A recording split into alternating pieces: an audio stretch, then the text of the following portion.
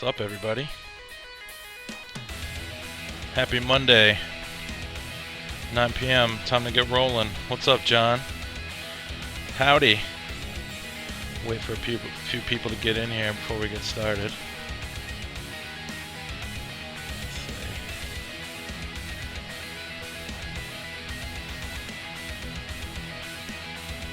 Oh, they're rolling in quick. What's going on, people? Time for All Meshed Up. Got some fun stuff planned for tonight. Oh, all my buddies are coming on in. Oh yeah, Chunk's still awake. That's impressive. Hey, what's up, Knights? Hey, did you get my message about the giveaway from last week, Knights? What's up, Ghost? Hey, what's going on? Oh, I sent you a message, Knights. I never got your, I never got an email from you about the giveaway that you won last week. I want to make sure you get your free stuff, that's all. So, at some point tonight, make sure you send me a PM and email me your info over for the giveaway you won last week. Ah, nice. Well, I mean, you're in the UK and it's already 2 a.m., so it's understandable. What's going on? What's going on? So tonight, we've got some good stuff planned for tonight. We're going to talk about a few new mods that are coming out. Going to talk about some news in new mod development, a couple things that have been hitting the forums over the last week or so. I got a few giveaway plans for tonight. Hey, what's going on, Ja? We've got, we're going to go over the AC9 rebuildable Genesis atomizer for the review and vape porn segment. That's this guy right here. I got it on a fun little mod too, which I'm not going to talk too much about tonight because we'll talk about that another time. But it's the, if you can see that on the button, 69 mod. Very much like it, actually. It's really nice. It's a well-designed telescope. So we are also going to make a U-wick. So the plan was we were going. Last week I showed you guys how to make a stainless steel mesh wick. And this week I was going to talk about how to wrap a coil using what's commonly referred to as the Peter K method, where you wrap the wire around a drill bit and then slide the wick in. But there were a lot of people that were asking about U-wicks last week, so we're going to delay that by a week, and I'm going to show you guys how to make a U-wick this time. So when you wrap that coil, hopefully you'll be able to use whichever you feel works best for you. So yeah, that's what we got planned, and we actually have a new sponsor this week, Boondock Vapes, who I'll talk a little bit. Actually, we're doing a hey, there's Boondock Vapes right now. So we have a new sponsor, like I said, Boondock Vapes. I discovered them at VaporCon last year. Last year was a lot long ago, so a couple months back. They had left some samples out on the tables for everybody, and they had left a sample of a mango juice on all the tables. And I grabbed as many as I could, and that's pretty much what I dripped the whole time I was there. I had some juice that I had brought. I had some Fluid, I had some Allison Vapeland juice as well, but I spent a lot of time dripping just because I had a drip setup ready to go to try a bunch of different stuff, and pretty much just vaped their mango. So highly recommend Boondock Vapes. I just got a sample pack from them today. I haven't had a chance to try any of the other flavors, but the mango is absolutely killer. So make sure you try that one if you order some samples. And Knights, I'm going to give you my email address. What I need you to do is go to the website, figure out what your NIC level is that you want, the flavor that you want, and I also need your shipping information so I can forward it on. I'm sending you my email address right now, so just send that information to me via email if you could. So, yeah, I'll talk. I'm assuming that's I don't know if you want me to say your name, Boondock Vape. I'll just call you Boondock Vapes in case you don't want to say your real name. But I'm assuming that you are the person who I have spoken to, and I did get my samples in the mail today. So next week I'll be able to talk about some of the other flavors I tried, which I'm very excited to try. I have very high hopes for the coffee flavor. So, all right, cool. Well, it's good to see all of you here. Why don't we get started? Talk about some of the new mods that are going to be coming out.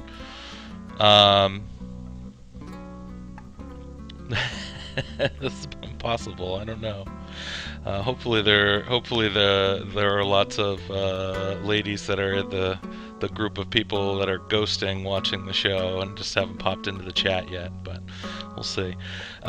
So a couple of lists hit recently for those of you that are into some of the higher end devices, stuff that you need to go onto VaporWall, sign up for a list, or Core Vape, or VapePit, or any of the other websites. Non-commercially available mods. Mod Maker posts a list, and you sign up on the list, pay through PMs and whatnot.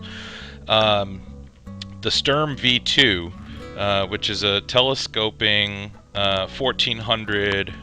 14 XXX, you can put 14 500 batteries in it, 14 650 batteries, any kind of 14 millimeter diameter battery in there.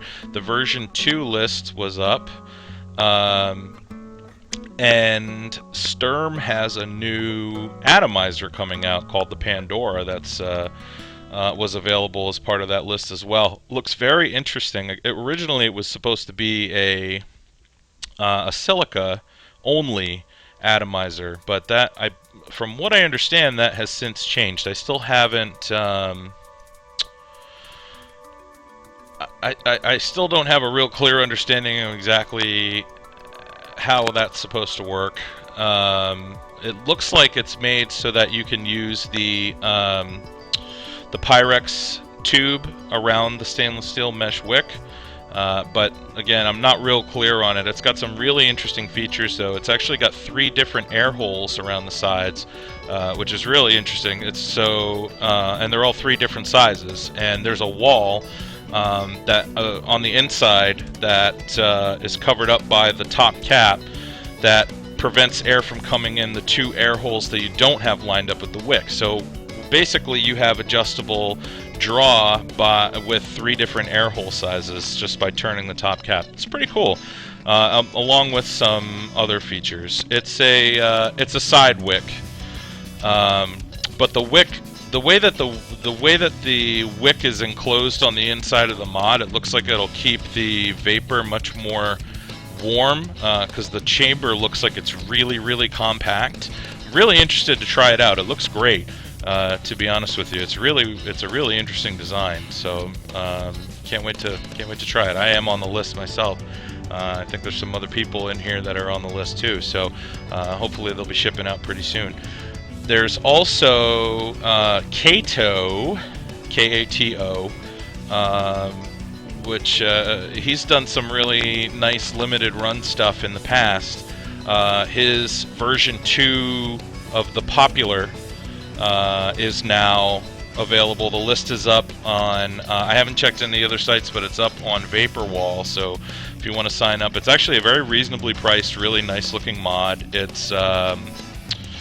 It's chrome plated, stainless steel, and titanium plated aluminum? I think that's what it is. So the end caps are titanium or titanium plated. They look like titanium, and then the tube itself is chrome finish over stainless steel. It's a nice looking mod. It basically looks like it looks kind of like maybe a fancier looking, a little more stylized GGT-B. That takes 1800 or 18 millimeter batteries rather than the 17mm batteries that the GGTB takes. So, hey, what's up, Eric? Is this Eric from the AFPV? Or is this a different Eric? I know a lot of Erics. Sorry. And they all have big balls. Alright, excellent. So, I like the name, by the way. That's nice. So, welcome to the show. So, yeah, it's a nice looking mod, though. I believe it's made I believe he works out of Japan. Not 100% sure on that. If anybody else knows and you want to clarify, feel free to chime in the chat. Again, I don't claim to be an expert. I am merely an enthusiast and enjoy some of the fancier mods out there. So there's also some other interesting stuff as far as newsworthy items. Some of the mod makers have had some pretty cool stuff come out this week. So like this one actually is out of China, the L-Rider Transformer. So basically, it's a lava tube. It's the new L-Rider lava tube internals, and it's telescoping. So, which is kind of cool. You don't have to worry about extension caps and all that. You just put whatever size 1800 battery you want in there and tighten it until it makes a connection, and you're ready to go. Which is nice. So. You don't feel that button. Oh, you don't like the button? Yeah, the button is a little weird on it. I'm actually not a huge fan. It just came out this week, so I wanted to show you guys. My first battery mod actually was a lava tube, an L-Rider lava tube. So it still has a special place in my heart, even though I have since given it to a friend of mine who is now a vapor and has quit smoking as well. So maybe he may be watching. Maybe he's one of the ghosts that's watching right now. So, yeah, it's kind of interesting. I mean, I don't know if it's the first VV telescope. I mean, I guess technically the Pravari is with including the third-party telescoping pieces that you can put on there. There may be others though that I'm not aware of, so I don't want to say yes or no. This is the first one that I've seen, but it's a cool concept. Also, this is pretty neat. This was done by Torlinet, who's a modder. This is not something that's available for sale. This is a modification that he did himself. Basically, he took the sticker idea that the Sfamesto has. Where you put the battery and the electronics side by side, and he modified the VAMO so that it's like a sticker type side by side mod, much like the Sidewinder that Zen makes as well. Fully functional VAMO, so pretty cool. That's sitting next to a lava tube there just for size comparison. It's a pretty interesting idea. I don't know if he's offering a service or doing that or what, but it's pretty cool. Oh, he gave out the specs to do it yourself? That's very, very awesome. Let's see, what else do we have? This one's pretty cool. That Stig over on the UK Vapors forum is working on the Steampunk Juno. It's a steampunk box mod. It's variable voltage, I believe, from 3.4 to 6. I think they said 6.2, but it looks like it goes up to 6.25, just judging by the picture we're looking at. It might be 6.4. Doesn't really matter. It goes up pretty high. So anyway, but I believe it works with the dial that you see on the front there. I believe that you turn that in order to adjust the voltage, which is pretty cool because there's some other steampunk mods out there that have decorative dials, like the one that Vent makes, the little Steamy, and the other steampunk mods that he makes, that where the firing button looks almost like a ship's wheel. But you can't turn it. You actually break it if you turn it too hard. This one's actually designed with some moving parts, so it looks pretty interesting. So that's pretty cool. That's Stig over on UKV.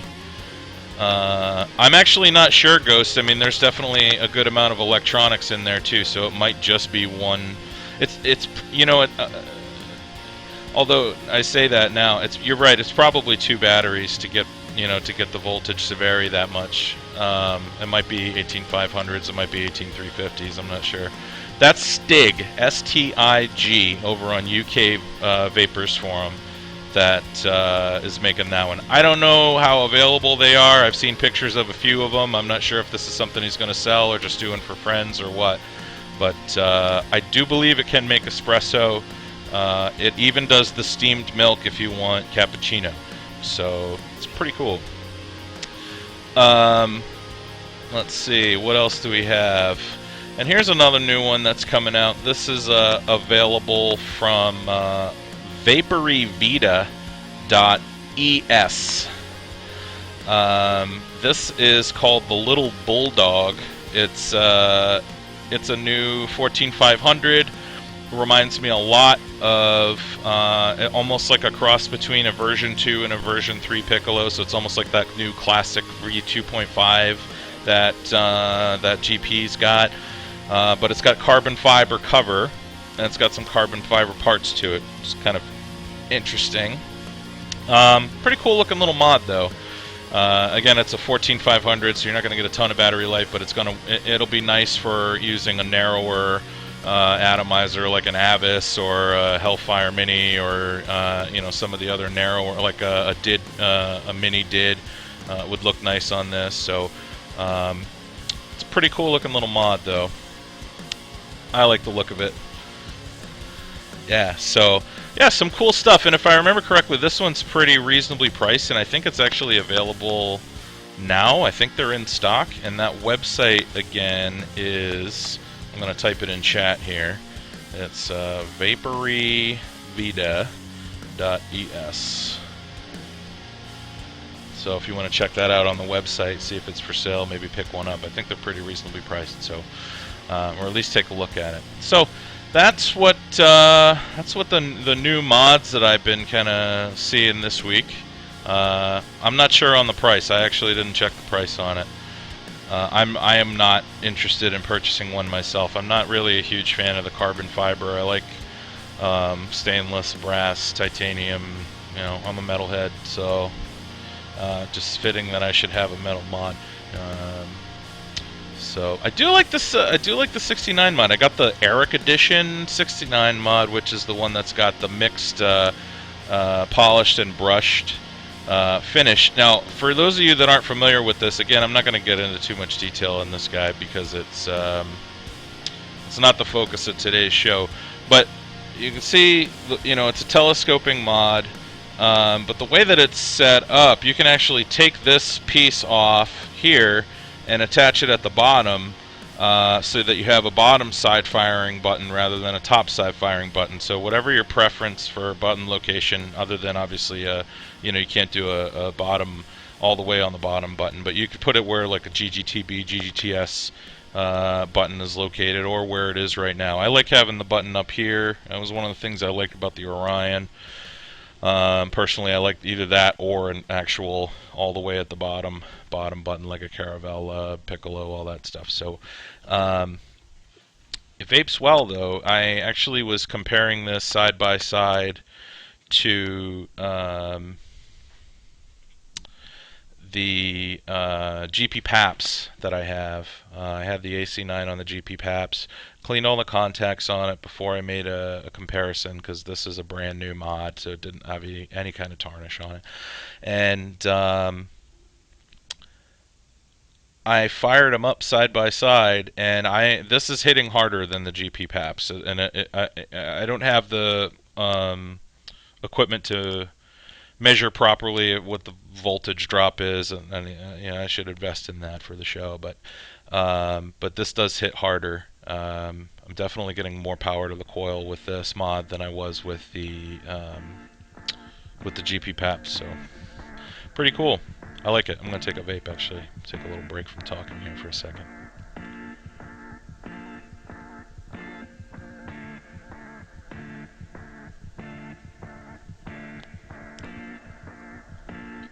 It's good. It tastes good too. I'm vaping some Zombie Apocalypse right now from Alice in Vapeland. I had actually, this is gonna sound crazy, but I had never, I had tasted it on someone else's atomizer before, but I had never actually vaped it myself. So this is the first time. This is good stuff. I can see why a lot of people rave about it. So, um, the air hole on the on the AC9.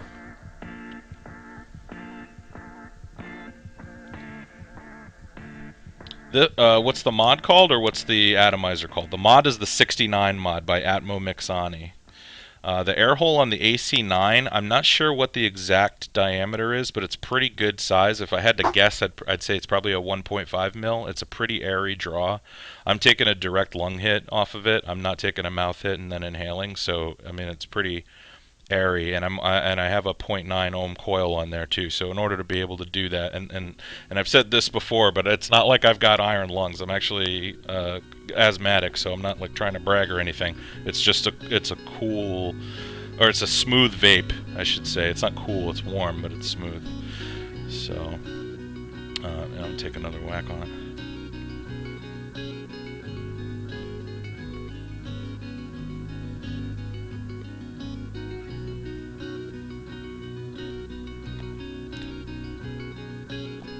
It's nice. The only thing I don't like about that 69 mod, it might be it's a little too long, just because the way the firing assembly works is actually pretty interesting. There's two pins, and then you press the button in, and it there's another pin that then touches both of them at the same time. It's kind of neat. I had not seen that before, but I'm not going to get into that in detail, though. We'll talk about that when I go over the 69 mod on another show tonight. So tonight we'll talk about the AC9 mostly. So, oh,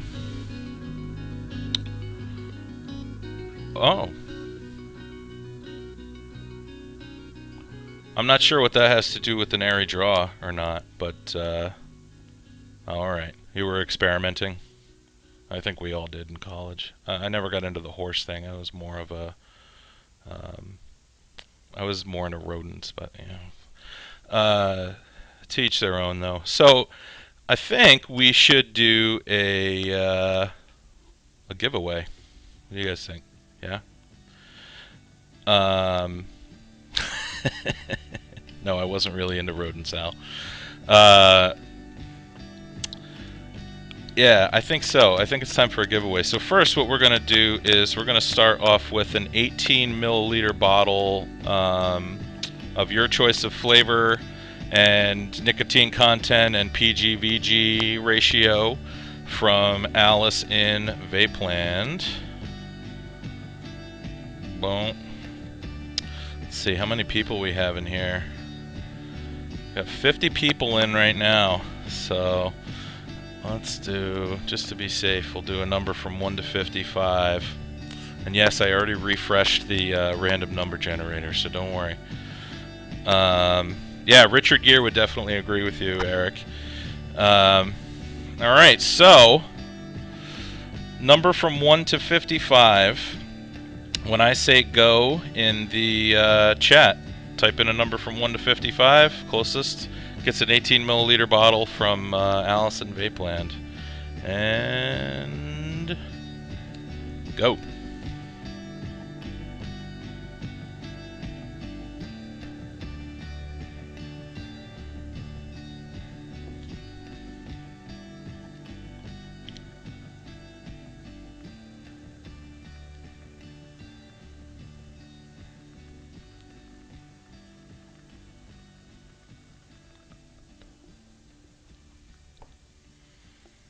All right. You have 5 seconds to get a number in from 1 to 55.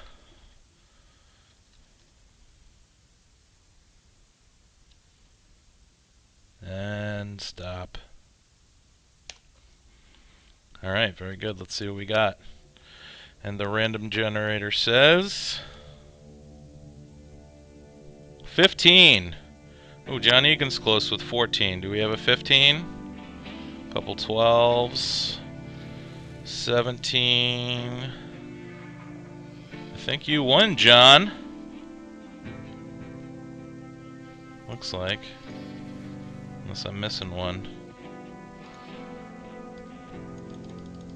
I think that's it. Alright, congrats, man. If you want to shoot me a PM in Stickum right now, I'll reply with my email address. And if you could just email me your address, Nick Content, PGVG, and what flavor you want, and I will have John Nicole shoot a 18 milliliter bottle of your choice over there. I highly recommend. Well, I mean, pretty much everything they have is good. I really like Zombie Apocalypse. Really like A Quiet Morning. That might be my all-time favorite. White Rabbit's awesome. Black and White Cookie is actually not my personal favorite, but a lot of people love it. So, but yeah, take a look at their website. Yeah, Quiet Morning is pretty badass. So, all right, cool. Congratulations, John. So, why don't we talk about the AC9? So the AC9 is made by, I don't know if it's made by, but it's designed by Rip Trippers, who is pretty well known for being a reviewer before he started getting into, actually, John, I'm going to give you my email address. Just shoot everything over to that, and we'll be good to go.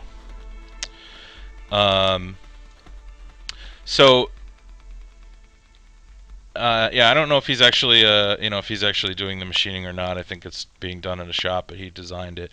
It's gone through a couple changes. I don't have the absolute newest revision, so if anyone that's familiar with the brand new AC9, if there's anything maybe that I point out that I don't like about it that's actually changed or been improved or fixed or whatever, if you could bring that up during the show, that would be fantastic.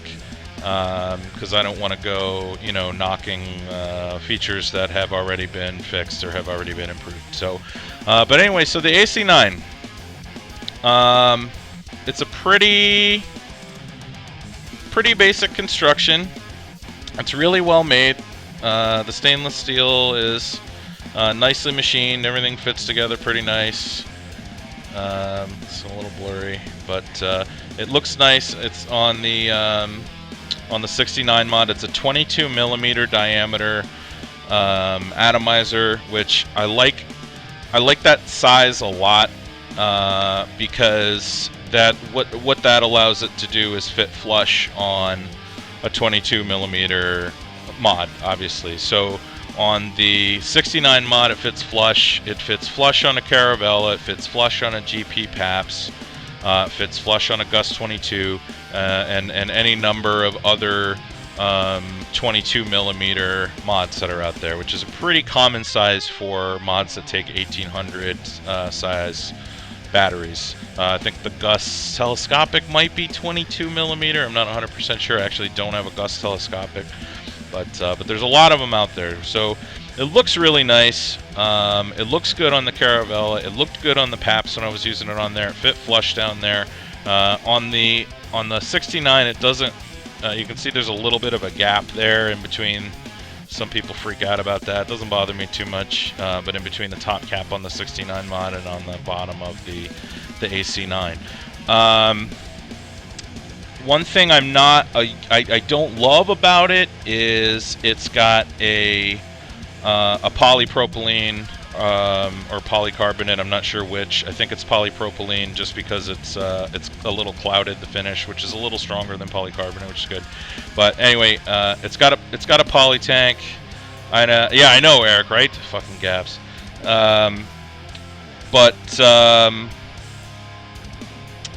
Oh, the Titanite 14. You need to get an Avis. Is the Titanite 14 millimeter? If it's 14 millimeter, then you should look into getting an Avis. AVISS. It's made by Vioral, VO or Vio 3D on many of the forums. It's a beautiful device. I actually have one, and he does custom. That's the one that some of you guys have seen that I have, that has the sword Sting from Lord of the Rings carved into it. That's an Avis. They look awesome and they vape really well. So I highly recommend that. But well, yeah, we'll talk about that another time. So the AC9, back to the AC9. Don't love that it's Polypro. It's not a huge deal though. I mean, I don't vape a lot of volatile stuff. I do like vaping fluid, but I've got other mods that have glass tanks and stainless steel tanks, so it's not a huge deal. You know, it's part of the design why they did it that way, because it's tiered. So you see, like the tank fits flush against the stainless steel, so there's a lip underneath there, which is why, you know, they use poly, I think, for the design rather than glass. Under the hood, one of the nice things about this is even though it's got a pretty large top cap, there's actually not a lot of chamber. So you can see that the stainless sticks up above the point where the cap touches the atomizer, or the diaphragm of the atomizer, quite a bit. So it ends up reducing the top chamber by quite a bit, which makes the vapor warmer. There's less air in there to give it time, you know, while it's circulating around, to give it time to cool down.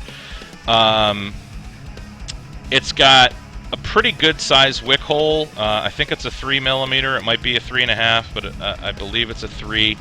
And then the juice fill hole is about the same size. It's a really, you know, it's a pretty basic setup. You can't make a U-wick on this. You can't do dual. Come on, focus. You can't do dual wicks. It's just the one wick hole, and then the one negative screw, and then obviously the single positive screw. I don't love the way that the positive screw is set up, and this might be something that changed, because I would imagine this is something that maybe people could have complained about. But basically, hold on a sec, I'm actually going to switch to I'm going to switch autofocus off so I can show this to you real quick. So, there we go. That's pretty clear. So, looking at this here, the top positive post is a flathead screw, and then there's a bolt that's around that post, and the post is threaded.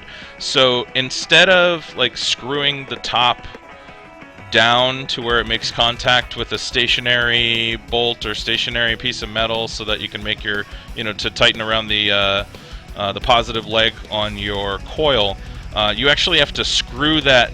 You have to turn that nut that's in the center until it comes up to meet the wire. Which is kind of a pain in the ass if you have gigantic, like, fat sausage fingers like I do. So I didn't love that. It just made it I mean, it wasn't a huge problem, but it just made it kind of a little bit of a pain in the ass to properly tighten the wire there.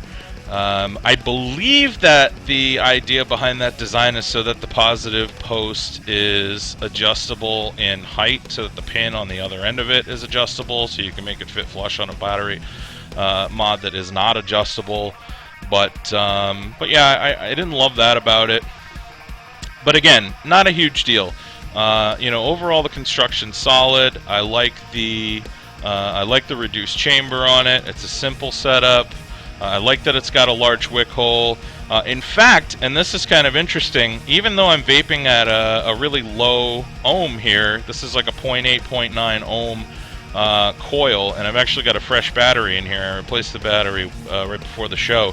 I can't tilt it, because if I tilt it, it actually over wicks. And I think that'll, you know, obviously some of that is a product of the wick that I made, which is an almost solid 500 mesh wick. That's a little bit smaller than the hole, than the wick hole. But I think part of it also has to do with the fact that the fill hole is so large, so the air is not restricted at all going into the liquid tank. That I might be completely wrong. I'm not 100% sure about that, but it sounds right in my head. So yeah, sure, why not? We'll go with that. But all I know is it's wicking extremely well, to the point where if I tip it up, I don't get a lot of vapor, and the thing is like bubbling and sizzling because it's flooding. Which I've never actually had that problem before with any Genesis style atomizer that I've ever used. So maybe I don't know, maybe I'm getting better at building wicks.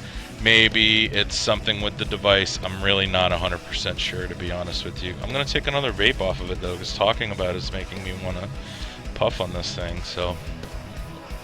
Un momento, por favor. Oh yeah, I'm out of focus now, aren't I? Hold on. Sorry. Thanks for the reminder.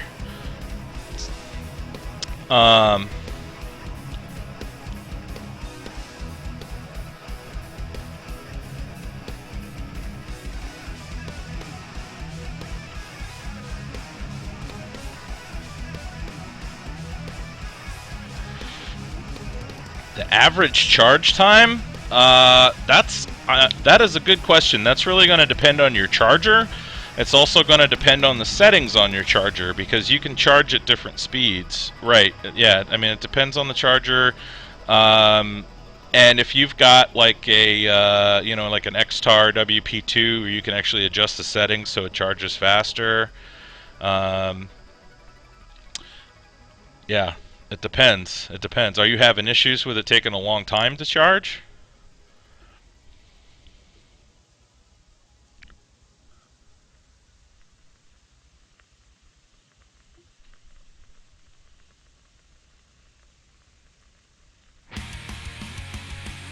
Yeah, that's not, I don't think that's too far off. I think that's probably typical. It's probably, if it's a generic charger, it probably charges on the slow side, especially if it's one that's designed to handle different size batteries, because it's not going to have a setting where you can adjust, and it's not going to auto adjust for a battery that's got a higher capacity.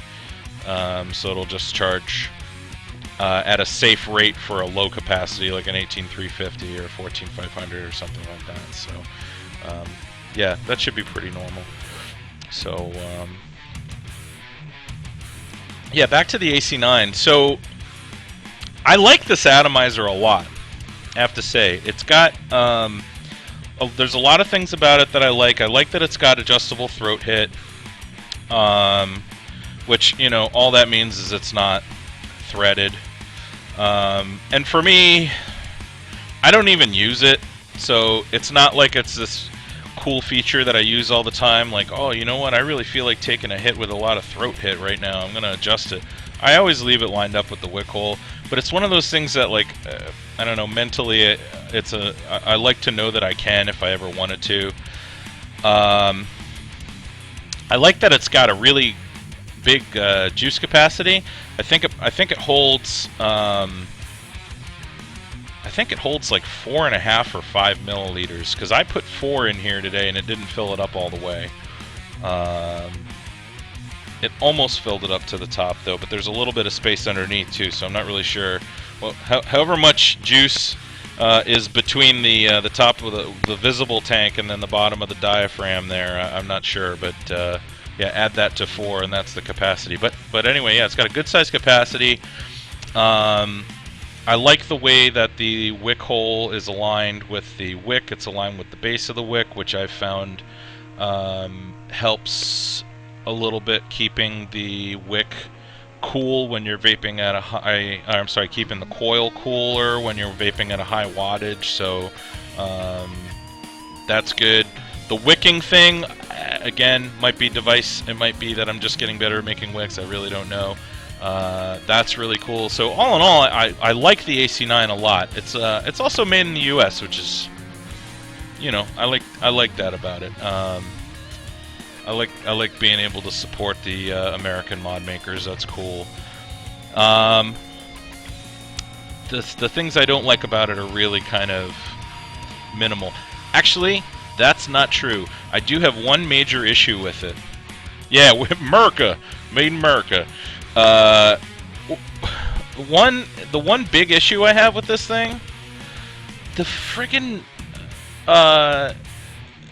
the drip tip hole in the top. It doesn't fit any drip tips that I have. The only one that I have that fits in this thing is actually there's two that I have. They're actually from Allison Vapeland. They're the glass ones that their glassblower makes. This one's a little black dragon head, if you can see that. But it's got a bigger O-ring on it than your typical. It's got a bigger, more flexible O-ring with a little more give on it than your typical drip tip. All the other drip tips I have, I mean, I pop it in there and like you turn it upside down and it just falls out. It's not anywhere near being snug. So the drip tip hole is definitely too big, and these and the drip tips that I have are nice. I've got some stuff from Mon, I've got some stuff from Siam Mods, and they fit everything else that I have. Some, you know, I've had issues with it being a little too snug on some mods or some atomizers, but I've never had a problem with it being too loose before. So that is actually a problem. So, and as much as I love this drip tip, like I don't want to take this out and put this in my pocket because I'm worried that because I don't want to bust the glass drip tip. It's such a nice drip tip. I just don't want that to happen. I'd like to be able to put a little stainless steel shorty drip tip on there when I go out, and then use one of my nice glass ones while I'm at home. But I can't. If I want to take this out of the house, I got to take it out with one of my glass drip tips on it, just because the drip tip hole's too damn big on the thing. So, you know, hopefully they fix that. Maybe mine is a lemon, and the drip tip holes look bigger than I mean, I doubt that, because they're probably all made with a CNC. But so that's the gripe that I've got. You know, that and the plastic tank. Yeah, I mean, I could get, but the thing is I would need to change that I would need to put that O-ring on whatever drip tip I use, because the standard size O-ring that's on a 510 drip tip is too small for this. So yeah, I mean, I've got some O-rings that I could put on some of my other drip tips, but no, I've got plenty of O-rings, Jaw. Thank you. But yeah, so it's just it's not, like I said, it's not even really, it's not a huge deal, because I do have a drip tip that fits. You could replace the O-rings on your drip tips if you want to, put something that's a little thicker on there, but you shouldn't have to do that. It seems to me like it was maybe an oversight in the design that they made it a little bit too big, unless there's a specific drip tip that's made for it that I'm not aware of. What do I know? So, but overall, I mean, I think I would give it, other than that, and the fact that I would rather the tank be either stainless or glass, but again, that's not a huge deal. I'd say if I gave it a rating on a scale of 1 to 10, I would probably give it a 9. I really like the way that it vapes. I like the way that it performs. It hits well, it wicks well, it's got good flavor, it's got that reduced chamber that I look for on the top. It doesn't have a lot of air and space in there like the Zen stuff, which I just find the vapor just has too much room to cool off. So, you know, it's got a lot of things that I look for. The adjustable throat hit that I don't ever use, but I like to know that I have. And it's a good device. I'm going to puff on it a little more.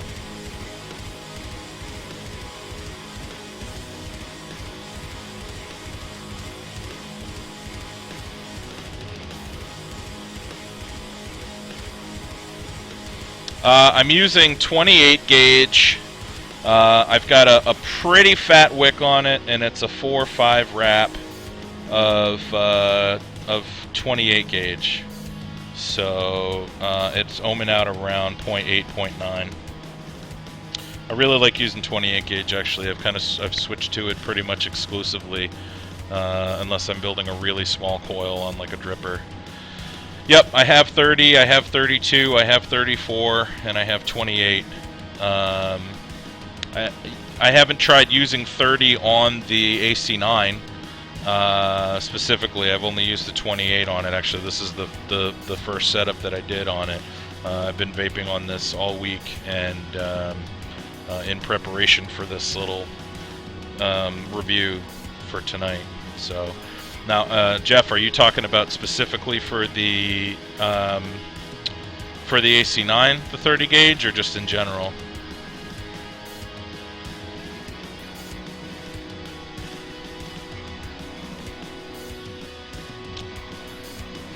No, yeah. Oh, maybe I'll have to give it a try. I mean, what about 30 gauge wire? Do you find better on the AC9? I'm assuming you've used an AC9 to make a specific, have a specific question like that.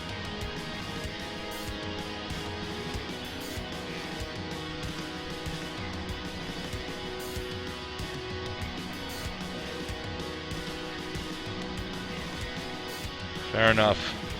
Yeah, you know, honestly, if I were gonna change anything about the way that I have this set up, I might actually use 26 gauge wire on it rather than 28, because I would like to have more surface area on the wick to burn the juice off a little bit faster and keep the ohms the same, or maybe even drop it down to 0.7, because like I said, I'm actually having I'm not having issues with overwicking, but if I tilt it at all, I'm getting overwicking. So, yeah, I don't know. I might do that. I might have to try to pick up some 26 gauge and give that a whirl. Put like a 6-7 wrap on there and see if that works. That should be around a 0.7, 0.8 ohm. I don't have any 26 gauge though. I've been using 28 exclusively for the most part. So, could also do a twisted. Give that a shot too. I don't know. So anyway, but yeah, like I said, you know, I highly recommend it though. It's a good device. I don't know what's changed with the newest version. Like I said, if anyone does pipe up, this is not the brand new run of AC9s that just came out fairly recently. This is one of the older ones. So.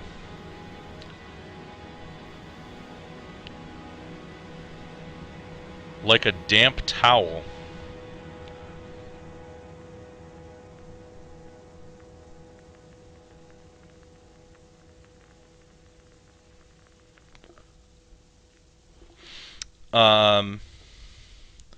I have no idea why it would smell like a damp towel. I would definitely soak any non-electronic parts in pure grain alcohol. Pick up some Everclear.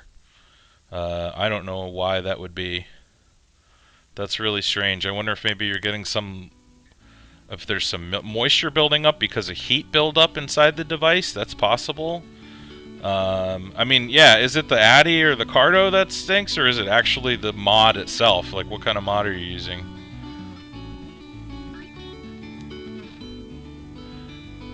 While you answer that, Billy, I'm actually not sure what the cost is, to be honest with you. I got it in a trade. So, I believe, you know, I've seen them going on the... Oh, okay, so you... all right. So it's actually the vapor that... that smells and tastes like that. Yeah, then you should soak the atomizer or the Cardo in PGA, or replace the Cardo if it's an old one. If it's something that's replaceable and not rebuildable, it might just be time for that to go. But yeah, as far as the price of the AC9, I'm actually not sure. I've seen them going on the classifieds around 150 or so, which leads me to believe they're probably like 125 to 150 retail, that range. So there you go, 125. Okay. Oh, so Al, is that what you're saying they changed on the new one? The drip tip hole and then the spring and washer setup for the positive post?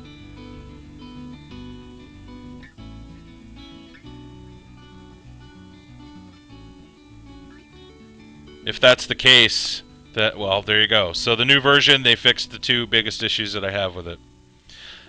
If I had that version, I'd probably give it a 10 out of 10 because I can deal constructively with there being a plastic tank on it, because, you know, 19 out of 20 of the juices that I vape are going to be fine in a polypropylene tank. So yeah, well, there you go. The new AC9.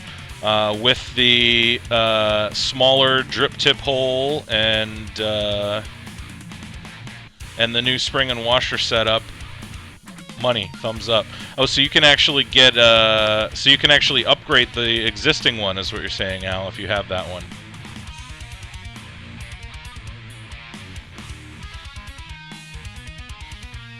have to look into that. Ah, cool. I'll either have to look into that, or whoever gets this from me when I get rid of it will have to look into that. So,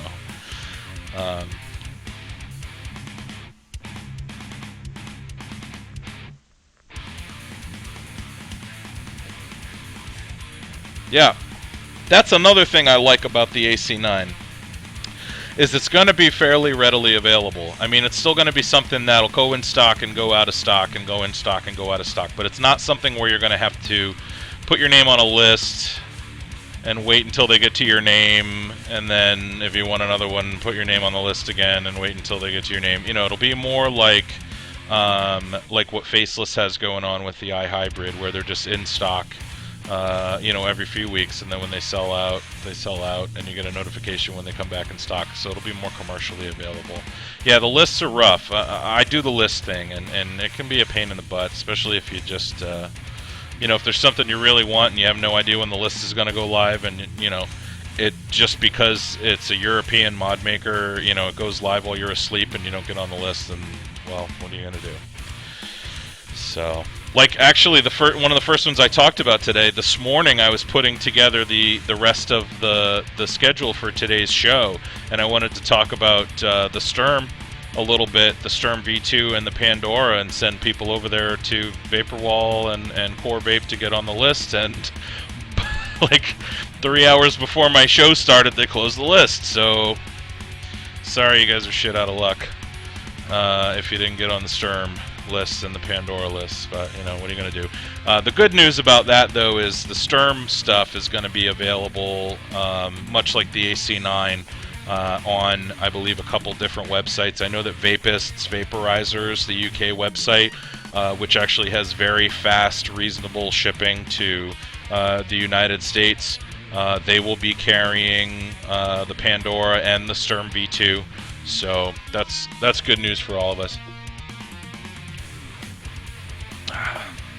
Delicious water. So, do you guys have any other questions about the AC9 before we move on?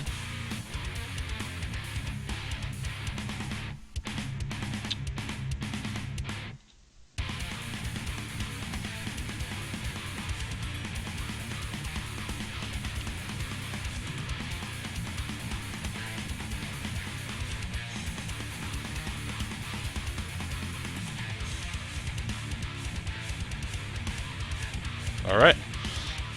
The crickets. So I guess nobody's got any other questions. Good. I guess that was thorough. So anyway, is Boondock Vapes still here? Okay, Boondock Vapes is still here. So I want to talk about Boondock Vapes just for a second here. Yeah, I mentioned them earlier. They are, I think, and you can correct me if I'm wrong, Boondock. I noticed you're still in the chat. You guys are a newer juice vendor. I actually was not familiar with you guys before VaporCon, before I had the sample, like I said, up on the table at VaporCon. But anyway, you know, like I said, I tried that mango juice that they have, and I vaped the crap out of that. Okay, so you're new just this past year. That's great. And yeah, the mango is awesome. It doesn't taste like it doesn't taste fake. You know, it's the thing that I like about Allison Vapeland juices that I talk about on the show sometimes, is that they don't taste, their juices don't taste fake. It's not like, it doesn't taste like over-sweetened Jolly Rancher mango, like what, you know, like a crappy mango candy out of a vending machine would taste like. It actually tastes like mango-y, like mango juice. It's really refreshing and really delicious and not overpowering. Yeah, I mean, I wouldn't call it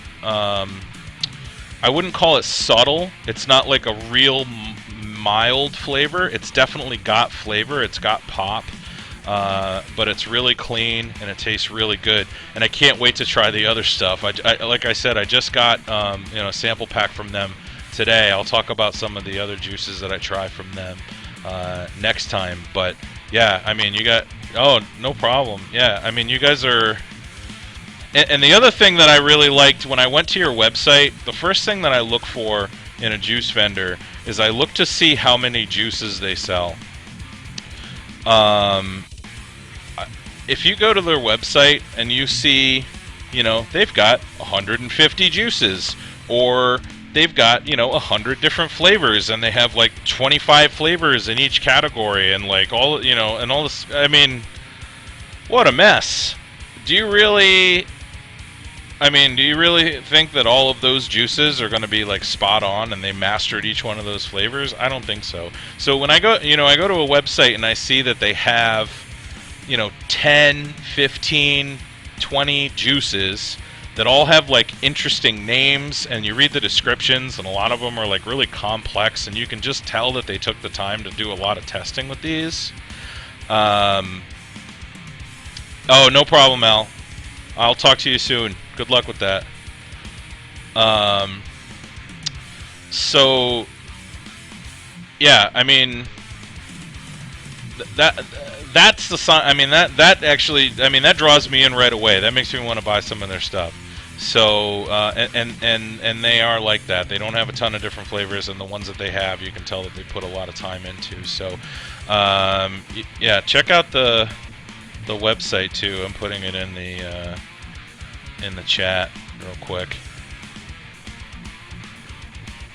Yeah, give them some likes on Facebook. Go check out the website. They got some really good looking flavors over there, I have to say.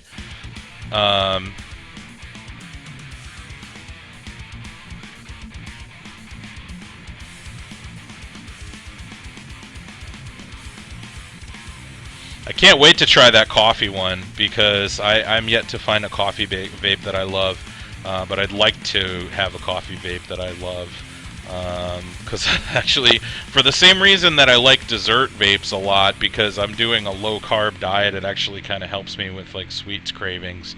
I'd like to cut down on the amount of coffee that I drink, which is absurd. I think I drink like 6 cups of coffee a day. You know, I could drink a lot of water too, but I just would drink way too much coffee. If I had a good coffee vape, I think I'd cut down on that. So, but yeah, so I just put the link in chat, as you can see, if you guys want to take a look. And actually, and this is pretty cool. They're our newest sponsor, as you can see. I put the little link on, you know, next to my big smiling face that you guys are looking at right now. They're going to be doing weekly giveaway on the show, and I am going to run that right now. So you guys look like you're jonesing for some juice. And get this, so whoever wins this one is going to get 4 6-milliliter sample bottles. So you get to pick 4 flavors, whatever PGVG blend you prefer, whatever nic content you want. This will be just like the other contests that I run. Just, you know, if you win, PM me, and I'll reply with my email address, and just email me your contact information as well as what 4 flavors you would like from Boondock Vapes. So, let's do the giveaway. Switch over here, and let me refresh this real quick. And how many people we got in right now? We'll do 1 to 50. Alright. So, when I say go in chat, put in a number from 1 to 50, and you know how this works. Alright, and go.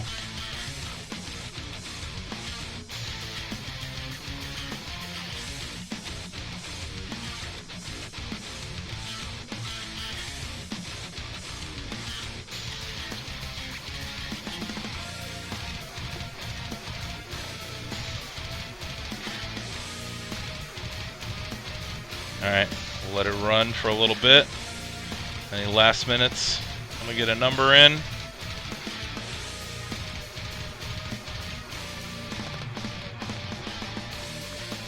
Alright, you got 5 seconds.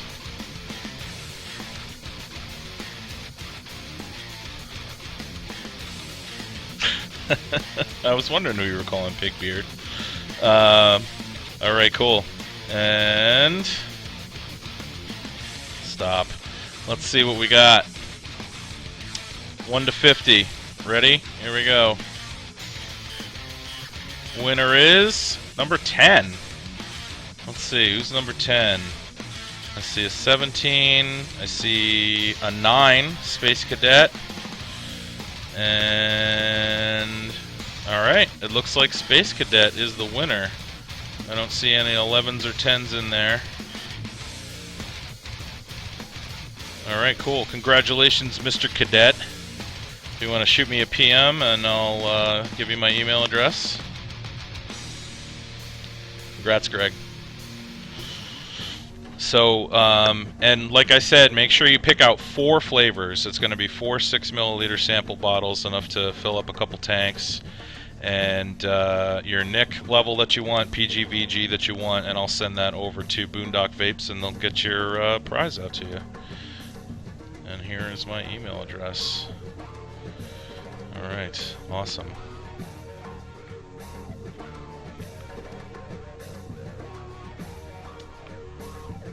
Yep, boondockvapes.com. That's it, Greg.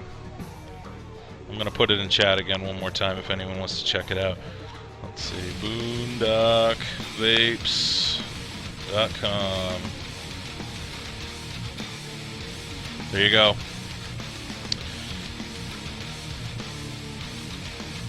Oh, they did? Did I miss that? Oh, cool. I'll do another giveaway. Oh, man. That's very generous of you, Boondock Vapes. What's up? I'm assuming that's Rise that I know from over on ECF. If so, what's up, buddy? And if it's not Rise from ECF that I know, also, what's up, buddy? I don't know who you are. You're here just in time. We're about to do another giveaway. So I'll keep it at 1 to 50. Let me refresh the page, though.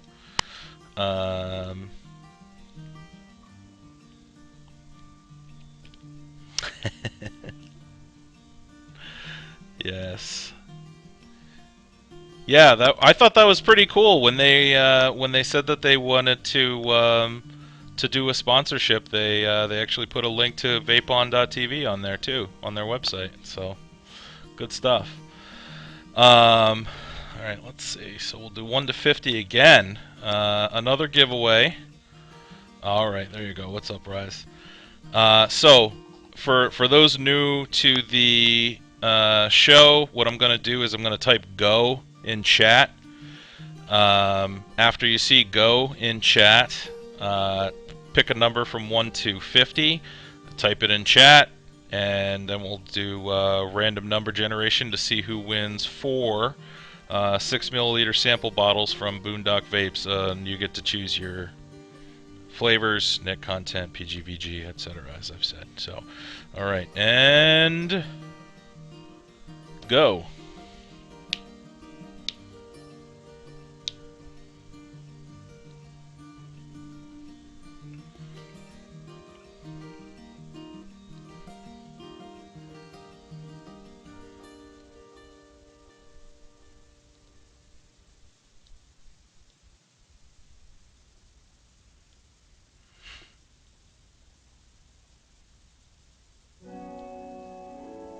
Alright, we'll give it another couple seconds.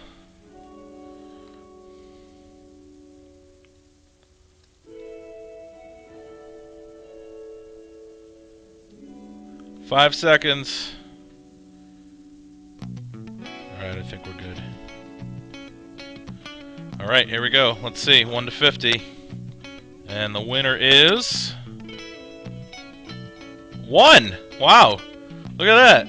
John Ross. I think you were the only one that picked 1. Let me see if anyone else picked 1. Oh, Chunk, you were so close. Nice. Congratulations, John. Shoot me a PM real quick. If you just click on the right-hand side in the chat, click on vapon.tv, and one of the options will be private message. I'll reply with my email address.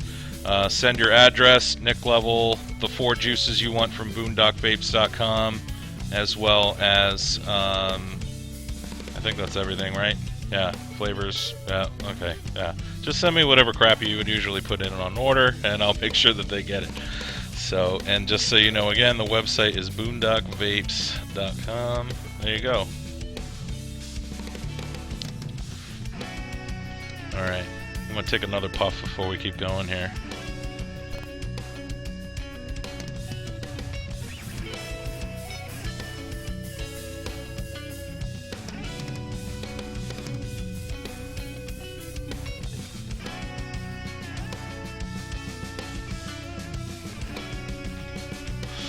Alright. Alright, here you go. Here's my email address. Thank you again, Boondock Vapes, for doing the extra giveaway. That was awesome. So what do we got next? Next we are going to... I'm going to show you guys how to build a U-Wick. Like I said last time, you know, we kind of went over some of the basics, how to build a straight wick, and or a straight stainless steel wick. This time we're going to do, you know, a little bit more advanced wick, which is a U-Wick. So you're not going to be able to use a U-Wick in every atomizer that you use. For example, the AC9 that I'm using tonight, you can't set that up with a U-Wick. It's designed with a single wick hole. But what the U-Wick allows you to do is it allows you to essentially get almost double the wicking from the stainless steel mesh wick that you're using. Oh, thanks, Ja. Have a good night. Give Nicole my love as well. So it basically allows you to double essentially your the wicking of the wick in your atomizer without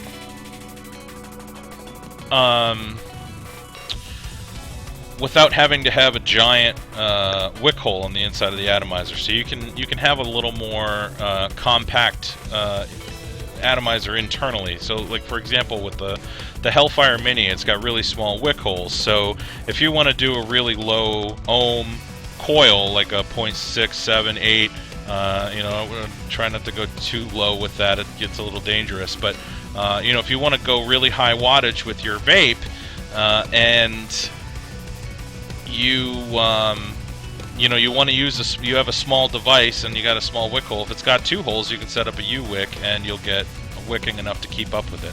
So here, let's get started. So I've got all of my goodies ready to go. My stainless steel mesh wick in a bag, and I've got my butane torch, and I've got my drill bits that I'll use just to get the width right, and this little guy, which is just a regular like gas grill lighter, and I've also got a length of 28 gauge Kanthal wire. Now, for those of you that saw the little tutorial that I did last week, I make my straight wicks by hand. I don't roll them around a wire or roll them around a paper clip, which a lot of people do.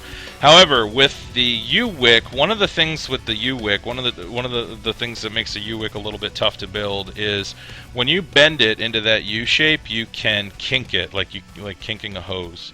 It's really kinky. But wrapping it around the wire, what that'll do is it'll give it a little bit of stability in the center, and basically, you know, by using something that's a little flexible and pliable like the 28 gauge Kanthal, which I find is a good size for this purpose, you know, you can bend it, and it's soft enough that when you have the U-Wick bent, you'll still be able to pull it out even while it's bent, and you'll see what I mean here in just a minute. So let's see. I'm going to move my camera. Get ready. It's about to shake. Whoa. There we go.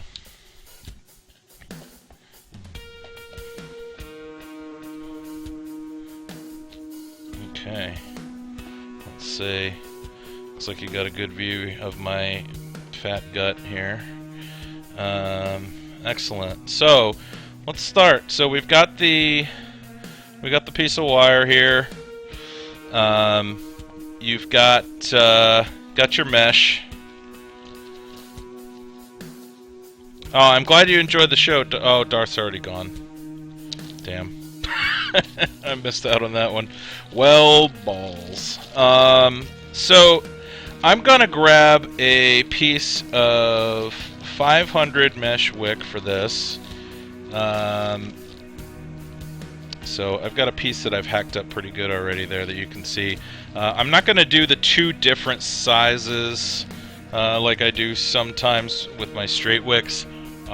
It's just easier to do just one size with the U wick. So first thing, when you're making a U wick, the first thing that you want to keep in mind. So this is what the mesh looks like.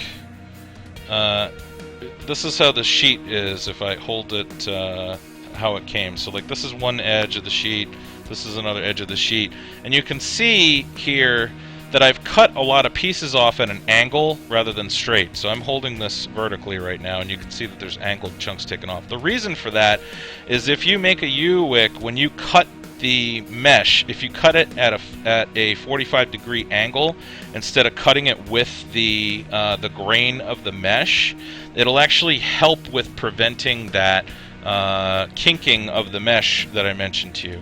So I'm going to grab my scissors and cut a piece of this mesh off. Now, you'll have to play around with the size and the width of the mesh. You know, the width of the mesh when you cut it is really going to be highly dependent on whether you want to hold down the center of the wick, how big the wick hole is going to be.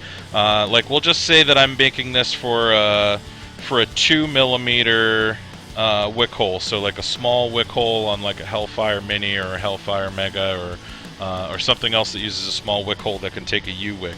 So what I'm gonna do is I'm just gonna eyeball it, but I'm gonna cut this about 1.5 inches wide. Now you also want to make this significantly longer than if you're making a straight wick. So what you'll typically do, I'm going to show this to you here using the AC9, even though it's not really applicable because the AC9 obviously you can't make a U-wick. But so we got the AC9 here. You'll measure up against the side. You know, that's how long you would want the straight wick to be, which means you're going to want the U-wick to be about twice as long as that, and you can trim the bottoms off afterward if you want to. So I'm going to cut a piece about this long, and that's at a diagonal, okay? So try to do this on camera here. So we'll cut this guy here. Try not to get caught there. Alright. Cut this little piece off. So now I've got nice straight, and I'm going to, we'll just assume this is going to be, like I said, about a 2mm wick. So what I'm going to do is I'm going to cut this to about 1.5 inches wide or so. And again, I'm just kind of eyeballing it. This is something that you just kind of get the hang of over time. 1.5 inches is a pretty good width for a 2mm wick when you're making a U-wick. You should be able to get it nice and wrapped tight. And then I know I'm cutting this off camera right now, but I just want to make sure I get it straight. So let's see here, straight-ish,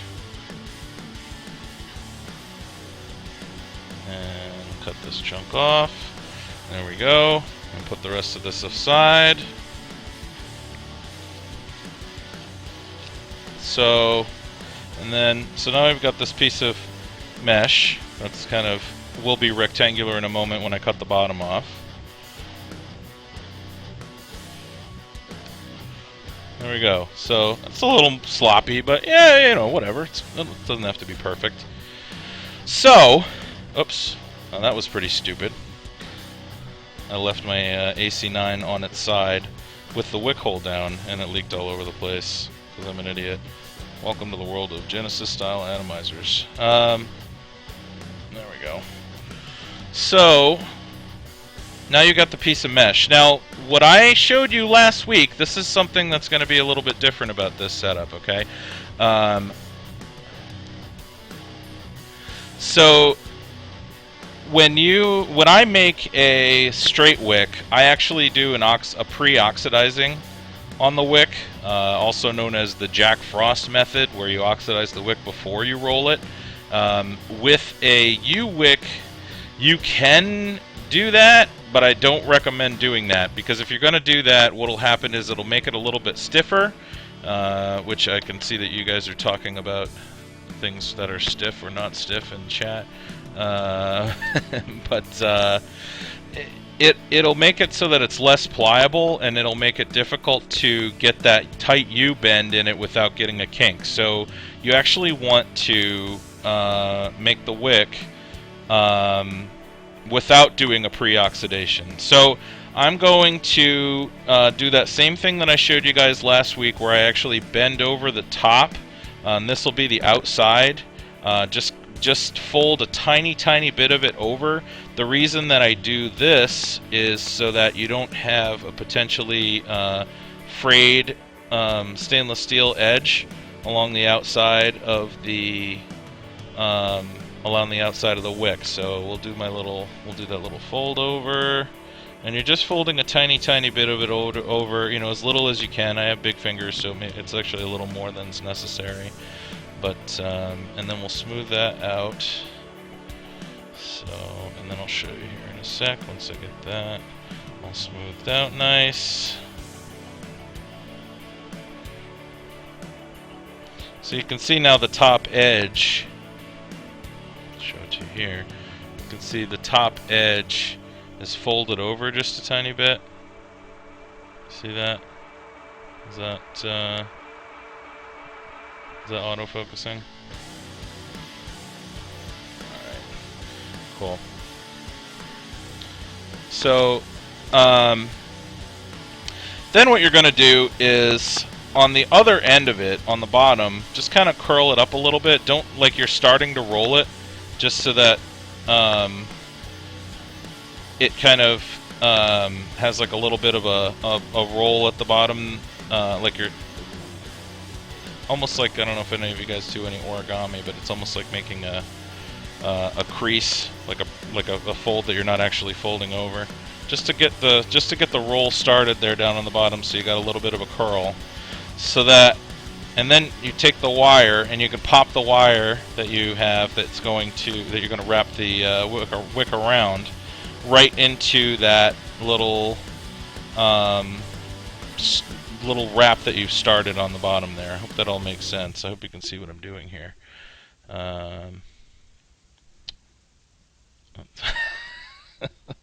No, Eric. So, alright. Now, I've got the wire in there, in the bottom, and you're going to want to kind of tighten the bottom around the wire, like you're starting to roll it, but you want the start of the roll to be really tight around that wire, so that you can make it a nice tight wick. So it's hard to see, I know, but I'll show it to you. I'll show you the end result of what the bottom's going to look like after I get this started here. Get a nice tight roll started. So now you can see that I started the roll around the wire there, and I'm actually holding it up really close to the camera, so it looks bigger than it is, but that's actually pretty tightly wound around that wire down on the bottom. And once you've got that, then you're going to start rolling it up. Try to keep it even all the way across as you roll. You'll be able to fix that at the end.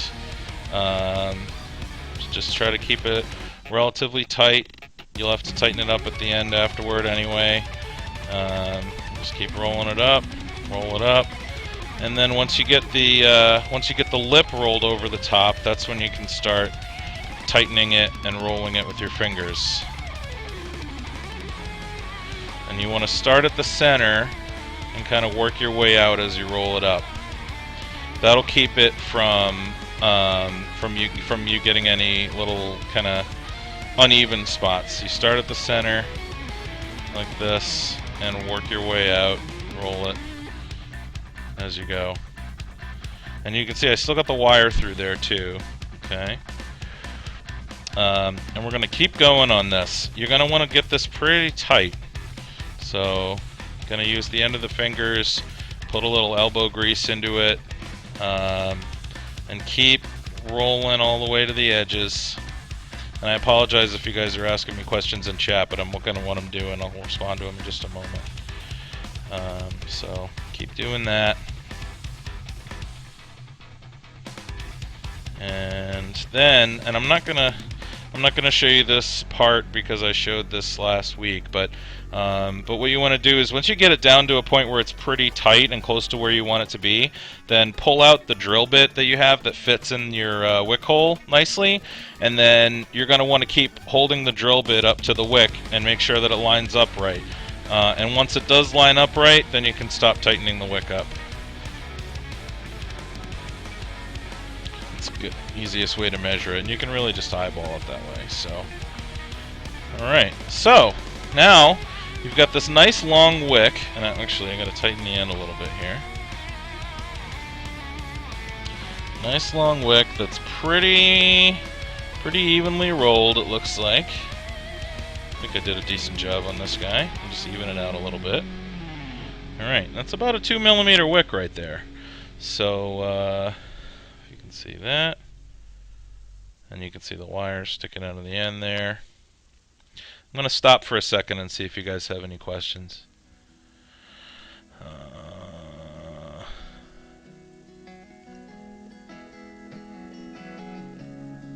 Let's see. Thanks, Eric. That's later. You must be into hairy guys. Let's see. Alright, cool. So now we're pretty uniform all the way across. And this is the part where you're going to bend the wick. So now what you're going to want to do is you're going to want to look for the part of the wick where the end is wrapped over the top. Okay, you'll see a little line in it. I don't know if you can see this. I'll try to show it against my hand here. But you can see how there's like a little line where the end of the mesh is along the top. You want that on the outside, or else you'll get a little bit of a fold when you bend it over. So now you've got the wire in the center, and just kind of slowly take the two ends and bring them closer together, and just kind of gently pinch this together. All right, you don't want to do it too hard, or you're gonna end up with a kink in it, like I said. And at this point, what you want to do is you want to take your atomizer, and you want to make sure that the wick holes are the same distance apart as the ends of the wick on your U-wick here. So like, let's say that it's about this far apart. Like, this is about how far apart they are on a Hellfire Mega. That'd be a good example. And then what I'm going to do is I'm going to hold it like this in the U position like that. I'm going to take my torch, and I'm actually going to adjust the camera for a second here. Pull this up. So take my torch, and I've got my wick, and we got the U where I want it to be. Alright, and then what you're going to do is you're actually going to torch the end of the wick. And what that's going to do is that's going to basically kind of temper the end so that it gets stiff, and it'll oxidize it a little bit as well. But so we'll do that. Not too much, just a little bit. Get it to a glow.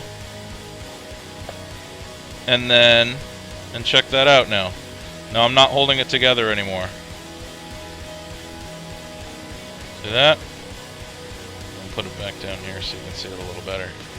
And now you can see I'm not holding the wick together anymore. And now, because you've used that 28 gauge Kanthal wire, you're going to have to open it up a little bit to pull the wire out, but it'll pop back into place. So just open it up a little bit, pull the wire out of there, and then Now you've got your U-wick. Okay, and then from here, you go through the oxidation process that I showed you guys last week, minus obviously the pre-oxidation, which I mentioned. You can't do that because it'll stiffen the wick on you before you roll it, and then you'll have kinking issues. But so now you've got a U-wick. You oxidize this just like you would any other wick. I like doing the the dry oxidation. Go over it 3-4 times without doing a quench, and then do a juice burn off a couple times, 3-4 times if you want to. Usually 3's enough, and then it'll be good to go to wrap a coil around it. And that is what I'm going to show you guys how to do next week. Will be the coil wrap. We'll do the drill bit method first, and then probably the week after that we'll do a U-wick, which you can do with the drill bit, but it's a little bit more of a pain in the butt. So I'm actually going to put my little wick away now. And all right. So do you guys have any questions about the U-wick?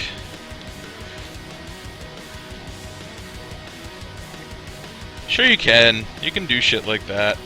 It's really not that tough. I mean, like I said, I'm not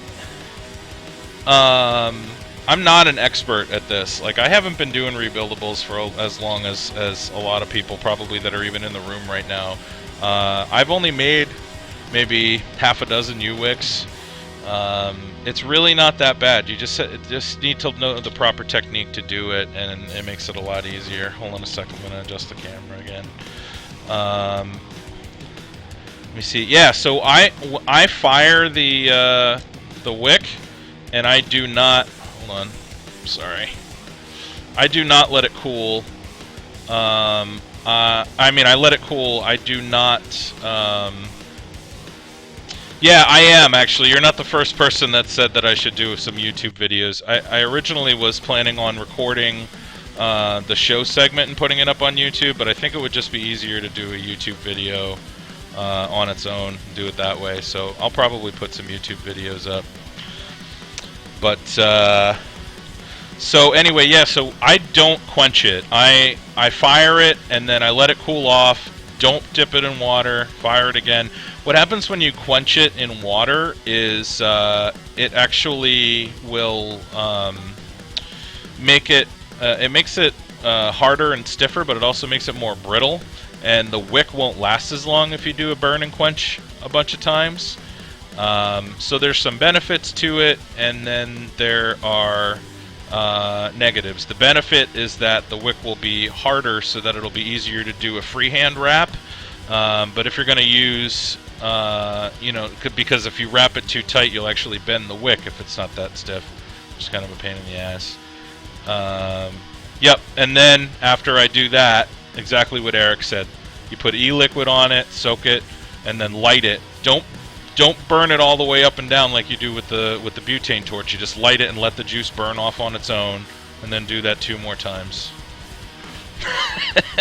I don't think you're an asshole, Eric. So yeah, pardon me as I get shit in my eye. Hold on. And I can't read your questions if you have any. So, yeah, Jedi, I actually used an ego twist for a while, and I actually ended up giving it to a buddy of mine who I'm working on converting to vaping. He's down from a pack and a half a day to I think 4 or 5 cigarettes a day, so he's doing pretty well so far. I actually will probably be doing an AGA rebuild tutorial at some point in the near future. Hopefully we'll be getting another sponsor that's going to be a more hardware focused vendor, and without giving anything away, I think hopefully in the future we'll actually be doing some hardware giveaways on the show. I'm working on it with a couple different people, and yeah, we'll see what happens.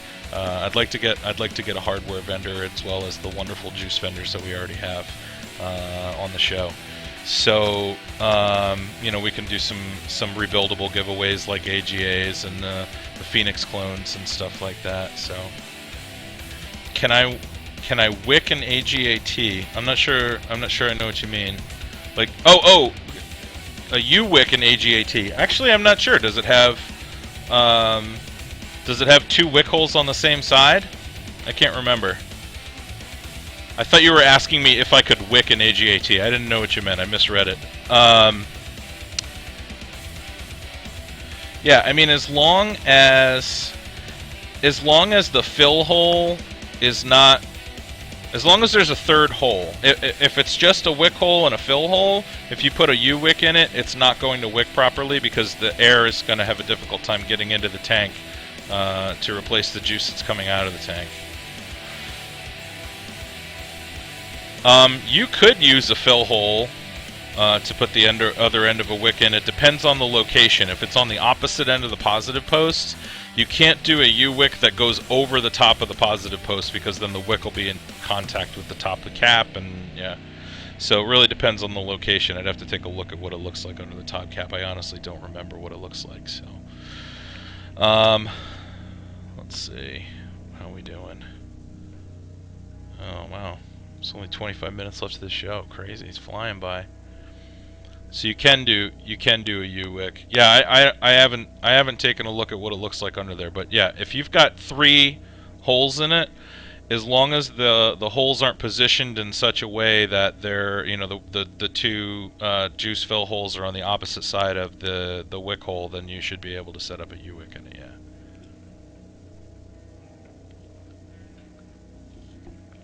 Yeah. So. Oh. You got it right there. I'm looking at it right there. Yeah, I think you could do that. It'd be really close to the positive post, but you should be able to do that. I don't really know that. Now, how big is the wick hole on that? Is that like a 3mm wick hole?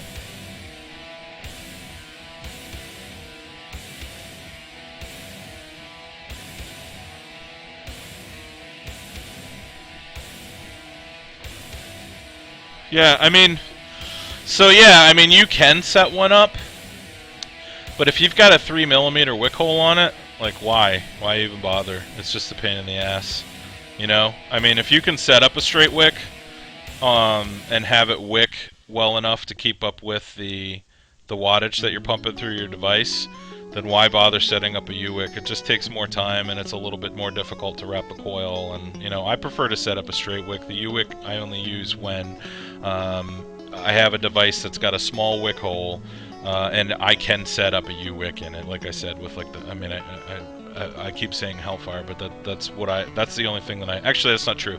I also have a U-wick set up on my Fugatti, because that has a smallish wick hole as well.